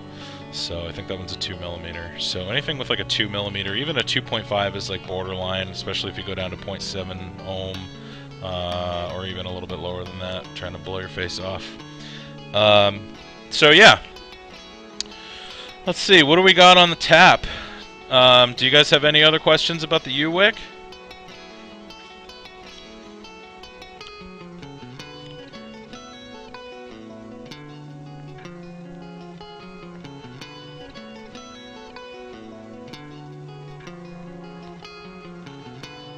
Very cool. Let's do another giveaway. I got one more sponsor. Boom. Happy E-Smoker. Same as last time. Actually, we've got some people have gone to bed, so I'm going to drop it down to 45. Let me do a refresh real quick. Yes, I would assume that there's going to be a VaporCon 2013 because VaporCon was a huge success this past year, and it was much larger than the previous year. They actually had to turn away. I seem to remember Grim Green saying they had to turn away more vendors than they were able to accept because they didn't have the space. So, yeah, I mean, that's awesome. I hope that's the case. I hope they get a bigger space next year, and there's twice as many vendors, and it's a huge, it's a huge thing. I had a blast there. I mean, I met people that I had talked to on forums and talked to online before. Got to meet them and hang out with them in person, and we still talk all the time. I've made, you know, lifelong friends at VaporCon. It's pretty cool. I'm going to be going to Vape Fest as well, which is in March. That one's in New York City. And then there's also Vape Bash coming up in April, which is in Chicago. I'm going to be going to that one as well. So, should be a good time. I highly recommend going if you can get there. If you live close by and you can drive out there, or you know, if you've got the funds to fly out there, or you don't mind a long drive or whatever, it's definitely worth going. It's a blast. I mean, you get. I mean, it's been, you know, I mean, you go onto YouTube to watch tutorial videos and stuff. You know, at VaporCon, like, people were just, like, gathering around watching other people do rebuilds at a table, and it's just so much easier when you can see someone do it in person and see how they're kind of manipulating their fingers a little bit better, and I don't know, it was just really cool all around. There were a lot of cool mods that are tough to get that were just kind of readily available there. I mean, you could walk over to you know, Zen's table there, and he just had tons and tons of stuff. I mean, you would have thought it would have sold out quickly, but there was still stuff available on the Zen table at, like, the end of the day on the first day, and then he put more stuff out on the second day. It was cool. So, oh wow, furries, nice. That's nice. Boy, do I love furries. Let's see. So anyway, let's do this giveaway. While I keep yammering on here. Alright, so we're going to pick a number from 1 to 45 this time. When I say go in the chat, pick a number, 1 to 45, and you will win a 10 milliliter bottle. I'm sorry, 2 10 milliliter bottles of juice from Happy E-Smoker in your choice of flavor, nicotine content, and PG-VG ratio. So, go.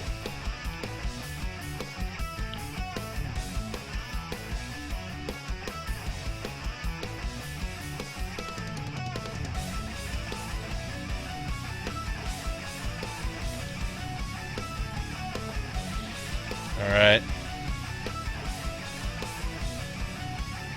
Give it a little bit. Make sure everybody get their numbers in.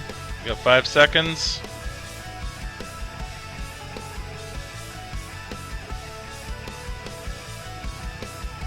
Anyone else?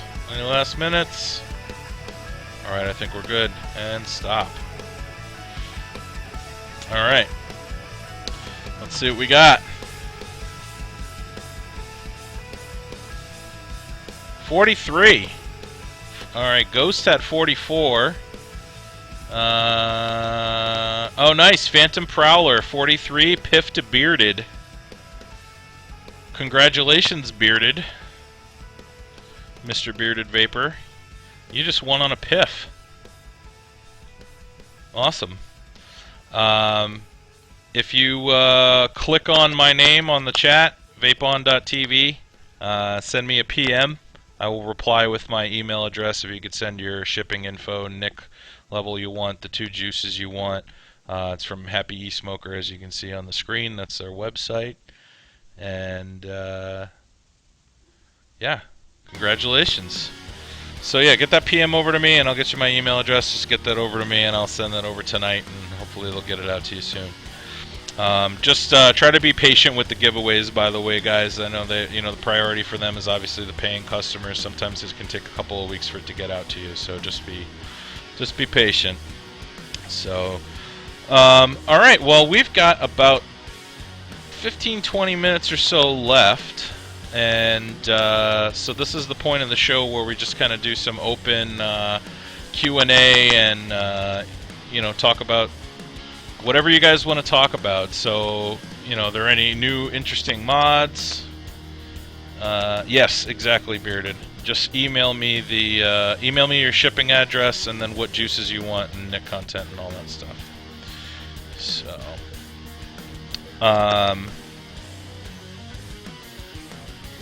Yeah, right, Garbage Fairy? I'll tell you, that's another cool thing about going to these conventions. Going to like VaporCon and going to Vape Bash and stuff is like, you get so much free stuff, you get so many free samples. You get to try a lot of juices that you never thought, that you might not have ever tried otherwise. Like I said with Boondock Vapes, I mean, I would not have.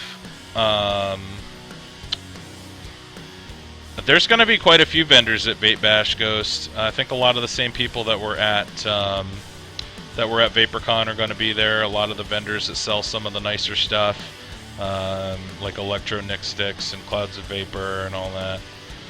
Okay, so John, you've got a did clone. You got the coil working, but it's not wicking at all, and there's almost no airflow when you're inhaling. Okay, so couple things. Oh, you meant who? Like what people are going? Oh, I'm not sure, Ghost. I know there's a few Vape On people that are going, and I'll be there. But so John, first of all. The coil is working. Do you know how many ohms the coil is, or are you using on a variable voltage device, so it doesn't really matter?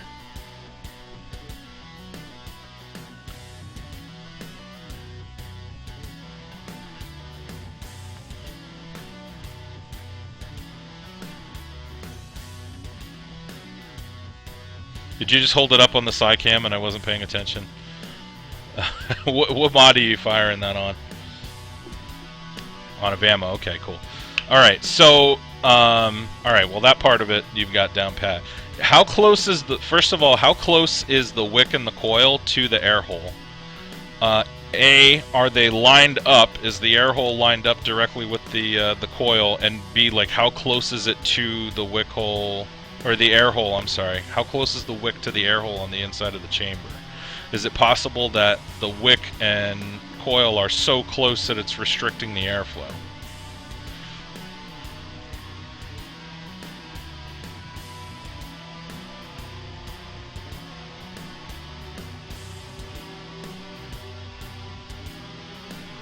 Okay. Well, the air hole being 90 degrees from the wick is actually probably going to be problematic. You typically are going to want the air hole lined up with the wick. If you have it that far away, you're going to get a lot less vapor and flavor and a lot more throat hit because the air isn't passing directly over the coil. And if it's not passing directly over the coil, it's not going to cool it as you vape on it. And it also will affect the wicking, believe it or not. The air passing over it helps pull the juice up. Other thing, the fill screw, or the fill cap screw, if you have the fill cap screw in there, take it out. That is going to restrict your wicking immensely. It's just, I mean, you're essentially, it's almost like you're creating a vacuum. There's nowhere for the juice to go. If there's no air flow into the tank, the juice can't come out of the tank. I'm not even sure why they put those in there because you shouldn't even really use them. Okay, you remove that and it's still having issues. Okay. The other thing that can restrict airflow is if the positive post screw is too high up. I don't know if the height on that is adjustable in the DID clone, but if that positive post screw is all the way up to where the drip tip hole is, that can restrict the airflow. Depending on the type of drip tip that you're using, that can actually restrict the airflow as well, so that could be another issue. Okay. Yeah, no, that looks right. Okay, so it's set up the same way as it did on the inside. There's not like a screw on the top, it's bolts. I got it. Yeah, I mean, one thing that you might want to try is, one, you might want to try making a new wick if it's not wicking properly. Two, try a different drip tip. Three, this is the first thing that I would do if I were you, is get an O-ring and put an O-ring on there so that when you screw the top down, the wick hole, or the I keep saying the wick hole. Sorry, that you want the air hole to line up directly with the wick and coil. Once you do that, if you're still having the same issues, then try rebuilding the wick. Maybe make a try making a solid wick if you have a wick with a hole down the center of it, because it'll get better capillary action.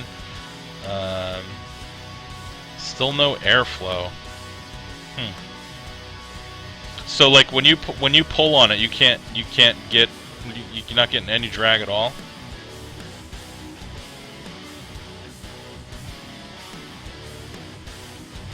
Hey guys.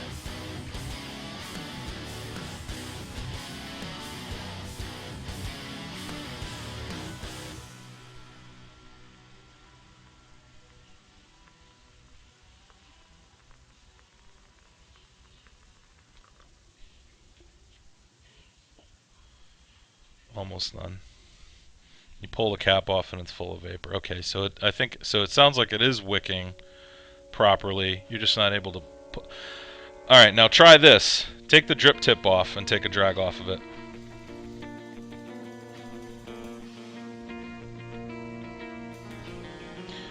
Yeah, put the top cap back on so that it's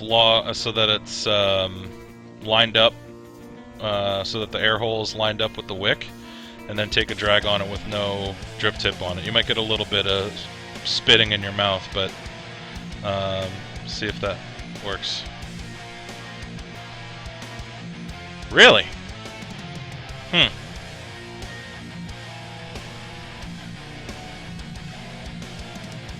Still nothing? Yeah, you might actually have a clogged air hole.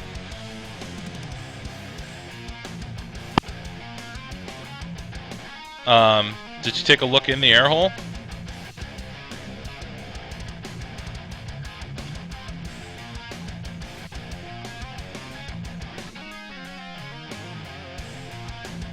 Oh, thank you again, Boondock.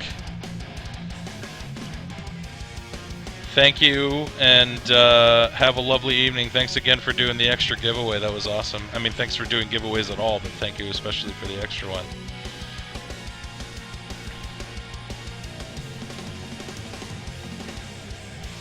Can see light through it. Man, that's strange. I don't know.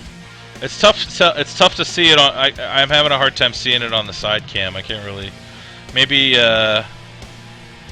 we could do like a Skype call so I could see it on a bigger screen and I could help you out with it. But on the side cam, it's tough since I can't really see it. I wonder if I mean, when you screw the top down, is the wick or is the air hole being covered by the threading on the inside? Is it screwing down too far?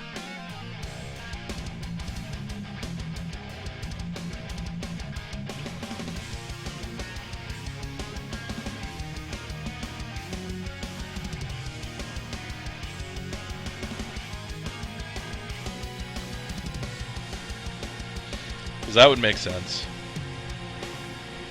That's the only other thing that I can think of, really, why it would be, I mean, the airflow would be that restricted. It clears the threading. Oh, that's so strange. Yeah. You got me, man. Sorry. Maybe, other thing that you could try, because it might be that top nut is restricting airflow at the top. Maybe try taking a wrap off the coil and take the top nut off and put the positive leg of the coil in between the next two nuts down. That might do it. Yes, nut. Because one of the things with a lot of the Genesis style atomizers is the top screw. Like, I actually had an issue with my my Z-Atti Pro. I had to get a different top screw for it because it was just so close to the top of the top cap that it was almost completely restricting airflow, and I couldn't take a drag off of it at all. So that might be worth a try. Yeah. If I saw it on a bigger screen, I could probably help you out a little better, though, so maybe we can do that another time. I'd say after the show, but I'm pretty beat, so I'm probably going to hit the sack once the show's done. Yeah, the Baby Nova heads. Good night, Cat. So, yeah, so, any other questions?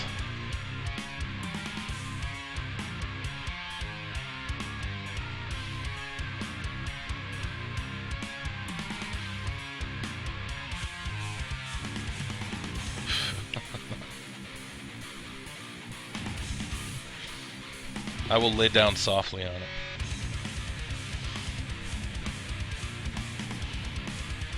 Don't want to damage the nuts after all. Oh, no problem. Thank you guys. Yeah, we're pretty much winding down if nobody's got any other questions. So, next week, like I said, we're actually gonna wrap a coil. I'm gonna show you what they call the Peter K method, which is using the drill bit and then fitting the wick down into the coil once you've already built the coil. So we'll show that next week. Next week on the device segment, I'm actually not 100% sure what device we're going to do yet. So I might actually talk about the 69 mod, which I'm sure Eric you'll enjoy. Just because I have been using that already for a week and I really like the device, and it's you know, fairly new and somewhat readily available for a nice mechanical mod. So might talk about that one. Maybe we'll talk about the NGP hybrid. Maybe we'll talk about the Icarus. So we'll see. We shall see.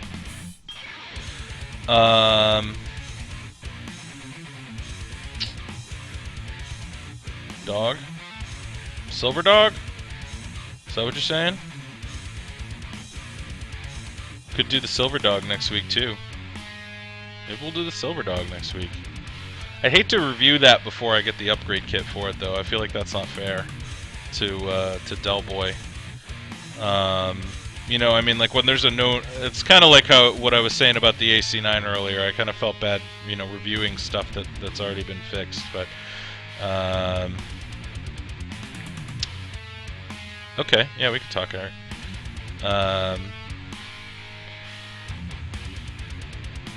Like, yeah, with the Silver Dog, I mean, there's known issues with it. They've already got fixes for the issues. There's an upgrade kit that's going out. I haven't gotten it yet, so you know, I don't want to review the device when the manufacturer has already got fixes for it coming out.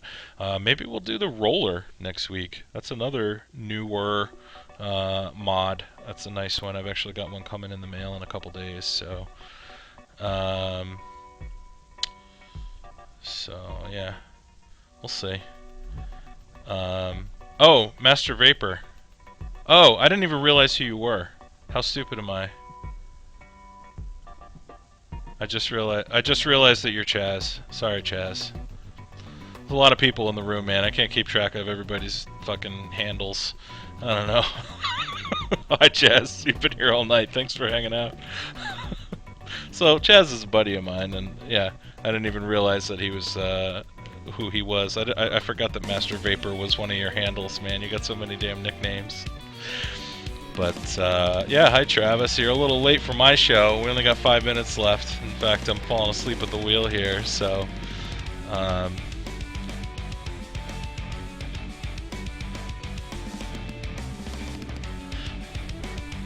might also talk about a Zen device next week too, just because. I don't want to get rid of it until I show it on the show and review it, so and I kind of want to get rid of it. So maybe we'll do that one next week. Yeah, we'll see. We'll see. Possibly you'll talk, possibly you'll be on camera. Oh, you're going to open up for radio afterward? Nice, okay. That'll be fun. What are you going to be playing, Amy? Anything exciting? Metal Monday? You going to play some metal?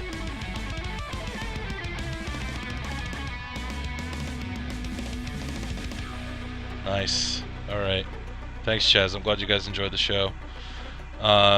Is there anything specific that you guys want to see as far as the rebuilding stuff goes? I mean, I know a lot of people have said I should do some YouTube videos. I plan on doing that. You know, next week, like I said, we'll do the Peter K coil build method, and then I think the week after that we'll probably do, you know, a coil build on a U-Wick, which is a little more involved. But other than that, you know.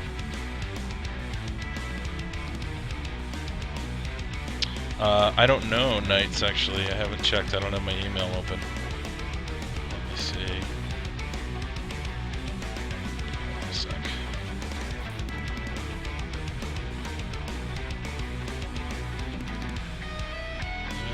One moment.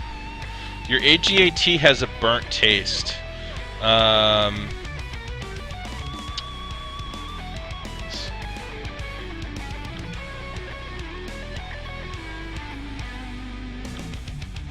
Yep, I got your email, Knights. You're Aaron, right?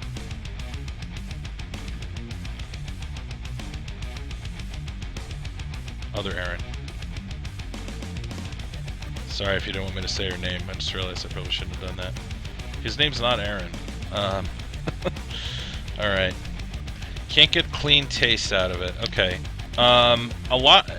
That could be shorts. You might have a really small short that you're not seeing.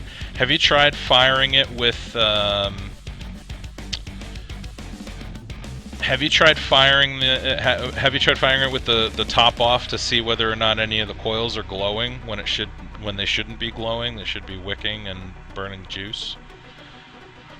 When the coil is wicking, or when the wick is wicking properly, the coil shouldn't glow. It should only glow evenly and glow at all when you do a dry burn, when there's no juice on it.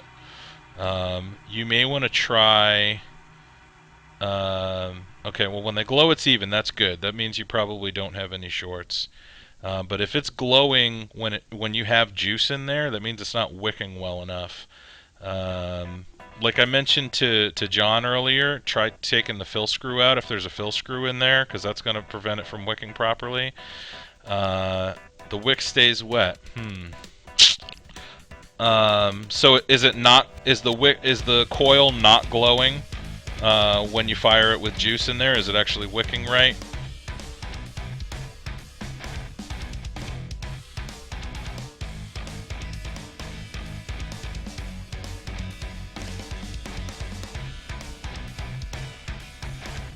Out.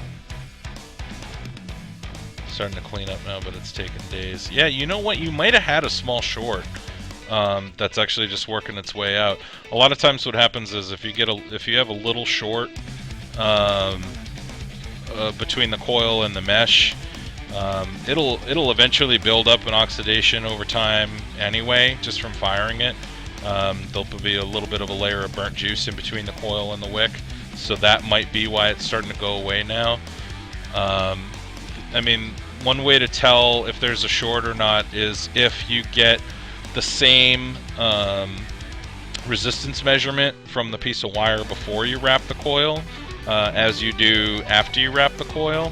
When you check, you know, if you have a multimeter, you know, if you check the resistance from the positive post to the negative post, it should be the same as what the resistance was with the coil before you wrapped it, or with the length of wire before you wrapped it. If that's not the case, you've probably got a short. Thanks, Wallen. Have a good night. But yeah, it's really tough to say without actually taking a look at it, you know. But if you're not getting any hot spots, and the taste is starting to clean up now, it sounds like you probably had a short that's worked its way out. Yeah.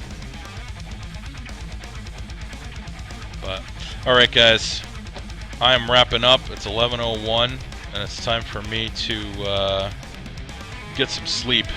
I'm on the East Coast and it's getting past my bedtime, although Chunk is still up and it's like 4 a.m. for him, so I'm not a night owl though. So thank you guys again. Thanks everybody for coming to the show, and I'll be here next Monday again, 9 to 11, and we'll have a surprise device that we'll review, and we'll do another little tutorial, talk about some other new stuff that's going on with vaping, and we'll do a little Q&A just like we did this week. So have a lovely evening. I'm signing off.